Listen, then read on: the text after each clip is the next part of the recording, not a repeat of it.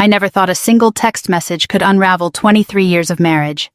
But that Thursday night standing in my own kitchen, I learned just how quiet betrayal can be until it isn't. My name is Maren Whitlock. I'm 47, a mother, a wife who believed in the life we built in suburban Michigan. Until the phone lit up. Until she showed up at my door.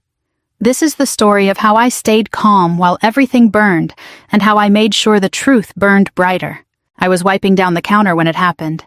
The kitchen smelled of roasted chicken and lemon cleaner the way it always did on Thursday nights. Upstairs, the shower ran steadily, Ellis taking his usual long hot shower after work. I'd just set the last plate in the rack when his phone left casually on the granite island, lit up with a soft buzz. The screen glowed in the dim light. Last night meant everything to me. My hand froze mid-wipe. The dish towel dangled from my fingers. I stared at those words, simple black text on a white background from an unknown number. My heart didn't race at first. It just stopped. Then it thudded hard twice like it was catching up to reality. I don't snoop. I never have. But in that moment, something inside me shifted. I picked up the phone. His passcode was still our wedding date. Pathetic how easy it was. I opened the messages. Just enough to see the thread. Enough to know. My thumbs moved before my brain could stop them. I typed back, "Come over. She's gone." I hit send. The regret hit instantly, a cold wave down my spine, but the message was already gone delivered. I placed the phone exactly where I'd found it and stood there listening. The shower water continued its rhythm. The clock on the wall ticked. The refrigerator hummed low and steady. 12 minutes. I counted everyone. I lowered myself onto the bar stool, hands folded in my lap. My reflection in the dark window looked like a stranger, calm face, steady eyes. Inside, my thoughts spun in tight circles. Who is she? How long? Why tonight? But I didn't cry. I didn't call upstairs. I just waited. The doorbell rang. The sound cut through the house like a blade. I walked to the front door, smoothing my sweater, and opened it. Colette Vance stood on my porch. 49, elegant even in the porch light, wearing a tailored coat and subtle makeup that said she hadn't come by accident. Her face paled when she saw me. "Where is Ellis?" The words hung between us. I stepped aside. "Come in." She hesitated only a second before crossing the threshold, her heels clicking softly on the hardwood. The scent of her perfume, something expensive and floral, filled the entryway. It was familiar in a way that turned my stomach. I closed the door behind her with a quiet click. We stood in the living room, neither of us sitting. The silence stretched. Upstairs, the shower stopped. Footsteps moved across the bathroom floor. Ellis came down the stairs, hair still damp, wearing a gray t-shirt and joggers. He reached the landing and froze. His eyes flicked from me to Colette and back. No explosion of shock, just a flicker of something calculated surprise that I was there witnessing this. "Maren," he started, voice low. I didn't answer him. I watched Colette instead. The way she glanced at him, a silent exchange passing between them. They weren't scrambling for excuses. They had been here before, in this moment in their minds at least. The realization settled over me like frost. This wasn't a one-time mistake. This had been building quietly right under my roof. Ellis descended the last steps. "This isn't what it looks like." Colette touched her necklace, composing herself. "We should talk like adults, Maren. All of us."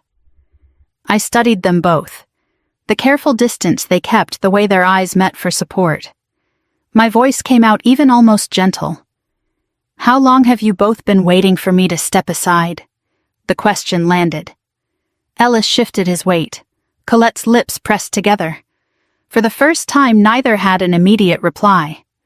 The grandfather clock in the corner ticked louder in the quiet.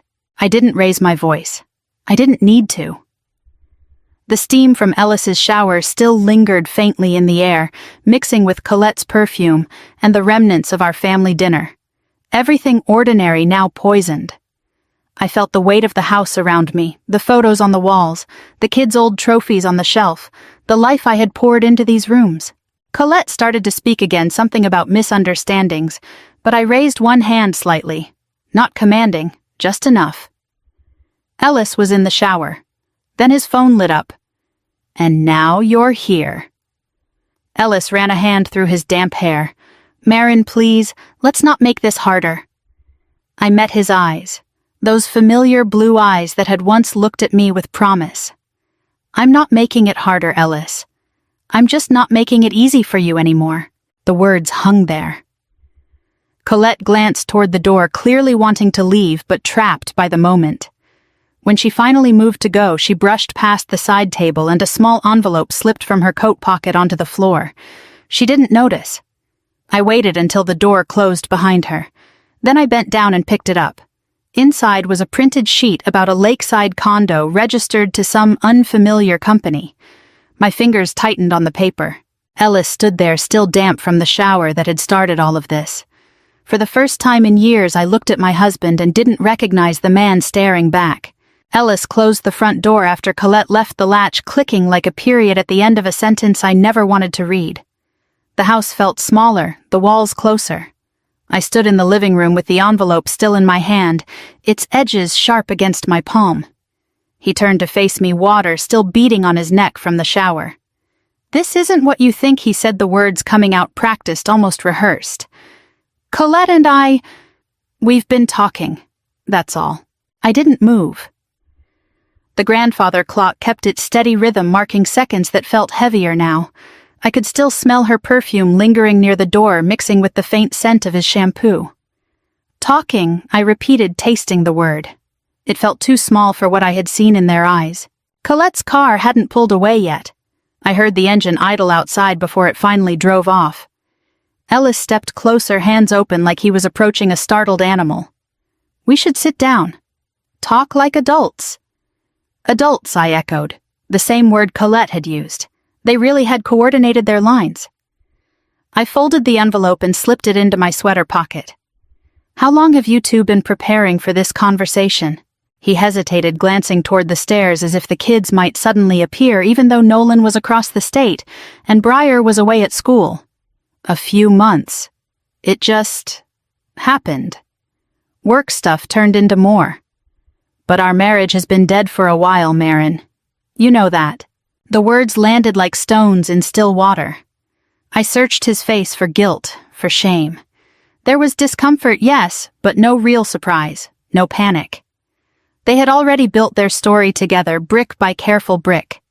I thought of all the late nights he'd blamed on projects, the weekends Colette had shown up at church events with that polished smile, always asking the right questions about our family. She knows things I said quietly. Where I visit my mother on Wednesdays. That Briar's dorm is 2 hours away, even which side of the bed you sleep on now. My voice stayed level, but inside the pieces clicked together with painful clarity. This wasn't just stolen moments. Colette had been invited into the edges of our life. Into my life. Ellis rubbed the back of his neck, a familiar gesture when he was cornered. "You're blowing this out of proportion. Colette's been a friend to both of us. She lost her husband. She understands what it's like when things get routine. Routine." I let the word sit. I walked to the kitchen, poured myself a glass of water, and drank it slowly. The cool liquid grounded me. He followed, hovering near the island where his phone still lay innocently. "How long have you both been waiting for me to step aside?" The question silenced him again. He opened his mouth, closed it. For a moment the mask slipped. I saw the calculation there, the man who had already imagined this new chapter without me in it. "We didn't plan to hurt you," he finally said. "But people change, Marin. Maybe it's time we faced that." I set the glass down carefully. No slamming, no tears, just the quiet weight of knowing. "I'm not making this harder for you, Ellis. I'm just refusing to make it easy." He tried another angle, voice softening. "Let's not do this tonight. The kids don't need to know. We can figure it out privately." His eyes flicked to my pocket where the envelope rested. He didn't know I had it. Not yet. I thought about our son Nolan, 24, and building his own life, and Briar, 19, and finally finding her footing away from home. The idea of dragging them into this mess made my chest tighten, but something else steadied me. The truth. I needed to understand how deep this went before I decided what to do with it. Ellis reached for me, a tentative hand on my arm. I stepped back. His touch, once comforting, now felt like a transaction. "You're emotional," he murmured. "I get it. But we've built a life here. Don't throw it away over one mistake." One mistake. The phrase echoed Colette's careful tone earlier. They had their narrative locked in the distant wife, the lonely widower, the inevitable drift. I almost laughed at how neatly it wrapped their choices. Instead, I looked at him. The damp hair, the familiar jawline, the man I had shared meals and beds and decades with, and felt a strange detachment settling in.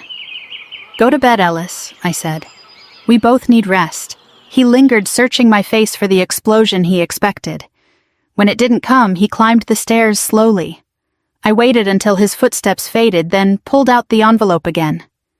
The lakeside condo details stared back at me under the kitchen light. A property listing, deposit notes, a future being built without me. I sat at the island phone in hand and stared at the blank screen. My mind moved methodically now past the initial shock. This was bigger than infidelity. They had been planning, waiting. The thought should have broken me. Instead, it sharpened something deep inside resolve, cold and clear. The house was quiet again, but it no longer felt like home. It felt like a stage where the final act had just begun, and I was the only one who hadn't been given the script. The next morning arrived gray and quiet, the kind of Michigan autumn day that promised rain but held back. I made coffee like always, the grinder's hum filling the kitchen while Ellis moved upstairs dressing for work. He came down, tie slightly crooked, and kissed my cheek out of habit. I let him. My face stayed neutral as he grabbed his keys and left. The door shut behind him with a soft finality. Only then did I move. I started with our shared finances on the laptop at the kitchen table. Login after login, account after account. At first, the transfers looked innocent, small amounts wired regularly to something called Vance Harbor Consulting. Ellis had mentioned it once, a tax consultant Colette recommended. Helps with the business deductions, he'd said casually over dinner months ago. I'd nodded then, trusting him. Now I dug deeper. The company linked back to Colette, her signature on filings, her address. The payments weren't huge, but consistent enough to matter. Joint account money, our money. I screenshot everything, heart steady but mind racing through the implications. Up in Ellis's home office, the room smelled of paper and faint leather from his chair. I went through the drawers methodically, not rushing. That's when I found the folder. Inside were printouts of the lakeside condo, the same details from the envelope Colette dropped. Deposit schedules, a draft separation agreement dated weeks earlier, lists of our assets neatly divided in Ellis's handwriting, and a handwritten note that stopped me cold. Marin will resist at first. Wait until Briar leaves for school. My fingers traced the ink. The date matched Briar's move-in day at college. They had timed this, not just an affair, a calculated exit strategy that left me vulnerable, kids gone, finances quietly drained, narrative already shaped. The betrayal sank deeper, but I didn't cry. I photographed every page with my phone, careful angles, clear lighting. Evidence. That's what mattered now. I sat in his chair for a long moment, staring at the note. The office window overlooked our backyard, the maple tree we planted when Nolan was small. Memories tried to surface, but I pushed them down. Not now.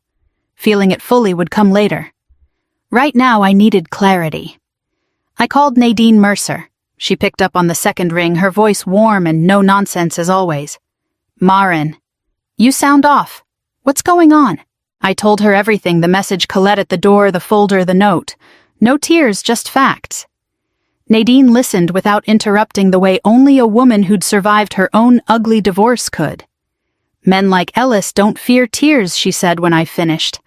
"They fear paperwork. Don't confront him yet. Document everything. And whatever you do, don't leave the house." Her practicality anchored me. We talked for 20 minutes. She shared how she'd learned the hard way about hidden accounts and smooth-talking husbands. By the end, she gave me a name. Hollis Reed. Family law guy in town. Old school but sharp. "Tell him I sent you. He doesn't do drama, he does strategy." Does. I thanked her and hung up. The house felt different now, less like a sanctuary, more like a chessboard. I made copies of the documents on our home printer, tucked originals back exactly as I found them. Small victories in small details. Later that afternoon, Briar called from school. Her voice was light excited about a new class. "Dad texted me yesterday," she said casually. "Asked if I'd be upset if Mom moved closer to Grandma. Said you two might need space or something. Everything okay?" The floor tilted under me. I gripped the phone tighter. Ellis was already planting seeds, rewriting the story with the kids. "We're figuring some things out, honey," I said, keeping my tone even. "Focus on your studies. I love you." After we hung up, I stood at the kitchen window again. The rain had finally started soft drops streaking the glass. I thought about the man who once carried me over the threshold of this house, who coached Nolan's soccer team, who held Briar through her first heartbreak. That man felt distant, now replaced by someone capable of cold planning. But I wasn't helpless. Nadine's words echoed paperwork. Protection first. I forwarded the key photos to a secure email and made an appointment with Hollis Reed for the following day. Ellis came home that evening with flowers, white roses, my favorite once upon a time. He set them on the counter with a gentle smile. "I hate how last night went. I still care about you, Maren. We can work through this." I accepted the flowers and arranged them in a vase. My hands moved steadily. "Thank you," I said simply. But I saw it for what it was, damage control, not remorse. He watched me searching for cracks. I gave him none. That night as he slept in our bed, I lay awake on the edge, listening to his breathing. The lakeside condo papers haunted my thoughts. The note about waiting for Briar. They had turned our life into a timeline, a transaction. I wouldn't let them write the ending. I met Hollis Reed the next afternoon in his modest office downtown.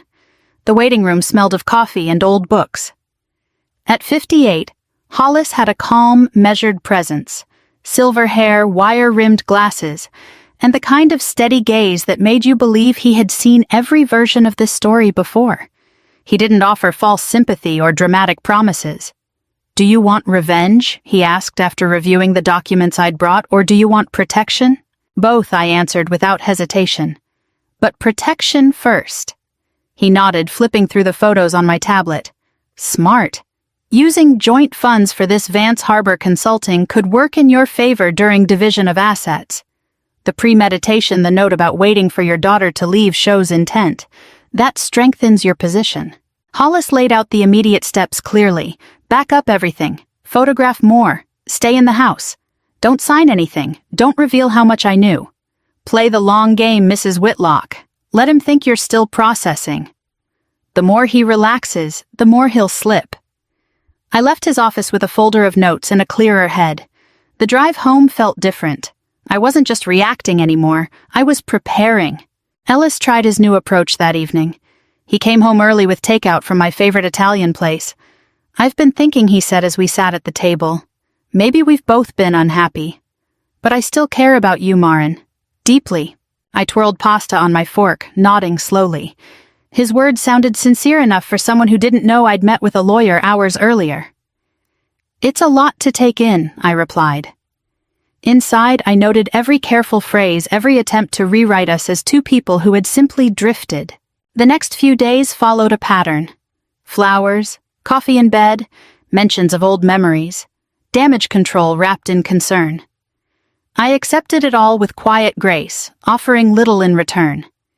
Each night I added new observations to my private notes, the way he checked his phone when he thought I wasn't looking, the sudden interest in my mother's health. Then, Briar called again. "Dad asked me yesterday if I thought you'd be happier closer to Grandma," she said, voice uncertain. "He made it sound like you were the one thinking about moving." "Mom, is something wrong?" The manipulation stung, but I kept my voice warm. "We're working through some grown-up stuff, sweetheart. Your dad and I have been together a long time. Don't worry, focus on your classes." After the call, I sat in the quiet kitchen and felt the full weight of it. Ellis wasn't just leaving, he was trying to make me the one who left, painting me as the unstable one, the one who needed space. The strategy was cruel in its patience. I met Hollis again for a follow-up. He reviewed my new documentation and approved. "You're doing this right. Stay put. Gather more if you can. When the time comes, we'll be ready." Ellis's mask showed small cracks as the week wore on. He grew restless when I didn't argue or cry. One evening he found me reviewing old photo albums deliberately. "Remember that trip to the cabin?" he asked, sitting beside me. "I remember," I said softly. But I closed the album before he could steer the conversation. The old memories no longer softened me the way they once might have. They felt like pages from someone else's book now. That night, as rain pattered against the windows, I stood in the doorway of Briar's empty room. Her posters still hung on the walls, a few stuffed animals on the bed. Ellis had been willing to wait until she was gone to upend everything. The thought hardened my resolve further. I wasn't just protecting myself anymore. I was protecting the truth before he could rewrite it completely.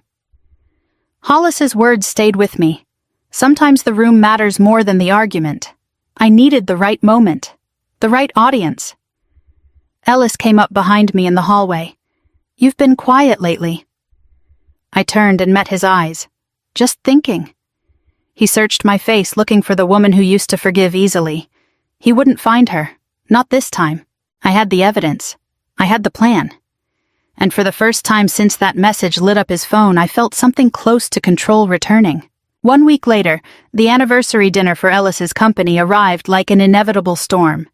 30 years of his small manufacturing business, celebrated at the local country club with colleagues, friends, church members, and family. Nolan had driven in from out of state, and Briar came home for the weekend. Ellis insisted I attend. "We need to show a united front," he said that morning, adjusting his tie in the mirror. "For the business, for the kids." I agreed quietly. Inside, I knew this was the room Hollis had spoken about. I prepared carefully. A simple black dress pearls Ellis had given me on our 20th anniversary. In my clutch, I carried a thin envelope containing the most damning pieces, screenshots of the messages, bank transfer records, the lakeside condo listing, and a scanned copy of that handwritten note. Not everything, just enough. The club ballroom glittered with chandeliers and autumn centerpieces. Laughter and clinking glasses filled the air. I moved through the crowd with practiced ease, accepting compliments on how lovely the event looked. Colette was there, of course, officially as an event consultant. She wore a deep burgundy dress, her hair swept up elegantly. Our eyes met across the room. She offered a polite nod. I returned it without warmth. Ellis stayed close to me most of the evening, his hand occasionally resting on my lower back. A performance for the audience. Nolan and Briar seemed relieved to see us together. "You two look good," Nolan said during cocktails. I smiled and said nothing. When dinner was served, Ellis took the stage for his speech. The room quieted. He looked every bit the successful, grateful husband, tall, distinguished, confident. 30 years, he began, voice warm through the microphone. I couldn't have done it without the support of my incredible wife, Maren. She stood by me through every challenge. Applause rippled through the room. I sat at our table, hands folded, feeling the weight of the envelope in my lap. Colette stood near the side, smiling like a woman who had already won.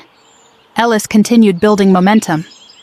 "We've had our share of ups and downs like any long marriage.